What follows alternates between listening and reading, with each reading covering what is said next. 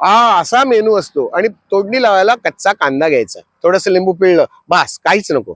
असं खमंग वास एकदा तुम्ही केलत ना, तिथे पूर्ण वाडीला कळतं की आज कुळथाचं पिठलं कोणाकडे तरी आहे. तर मी अर्धा वाटी कुळिताचं पीठ घेतलेलं आहे आणि एक लक्षात ठेवा, जेवढं तुम्ही कुळीत घेता त्याच्यात चौपट आपल्याला पाणी घालायचं आहे. म्हणजे आता ह्याच्यात मी 2 वाटी पाणी घालणार आणि हे व्यवस्थित आपण मिक्स करून घेऊ. म्हणजे पिठलं करताना गुठल्या होणार नाही. हे तब्येतीला खूप चांगलं असतं. कुळीत पीठ तयार करून ठेवून टाकू. आता आपण डायरेक्ट फोडणी करूया. कढई इथं गरम झालेली आहे, त्याच्यात 1-2 चमचे तेल घालते.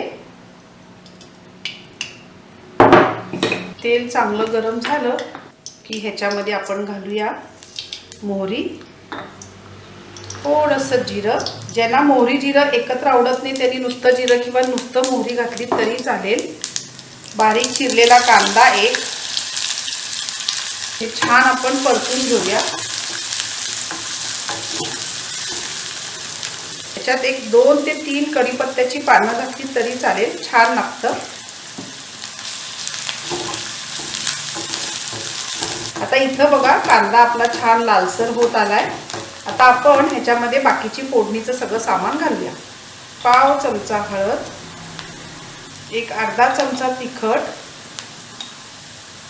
आणि कोल्हापुरी कांदा लसूण मसाला घालणार. त्यामुळे तुम्हाला गरम मसाला वगैरे वेगळा काही घालायची गरज अजिबात नाही आहे.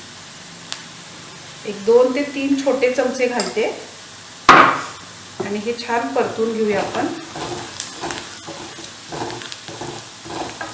मीठ सुद्धा आत्ता बघू नका, कारण कांदा लसूण मसाल्यामध्ये मीठ ऑलरेडी असतं. आणि आता काय करायचं, आपण इथं आलं लसूण हिरवी मिरची आणि कोथिंबीरची पेस्ट आहे, अगदी नावाला अर्धा चमचा तेवढंच घालते. कारण कांदा लसूण मसाल्यामध्ये ऑलरेडी कांदा आणि आलं लसूण असतं, त्यामुळे खूप जास्त प्रभाव त्याच्यावरती नको आहे आपल्याला आलं लसूणचा. हे छान आता असं परतून घ्यायचं. आणि आता आपण हे जे कुळीतचं पीठ घुसळलं होतं ते घालूया.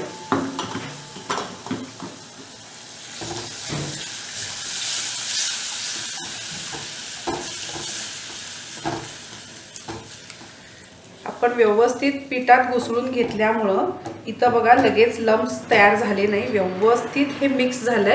आता गॅस मोठा करूया, शिजवून घेऊया. आता बघा आपलं हे जे पिठलं आहे ते रेडी झालेलं आहे. आता आपलं पिठलं रेडी आहे. आता सर्व करूया.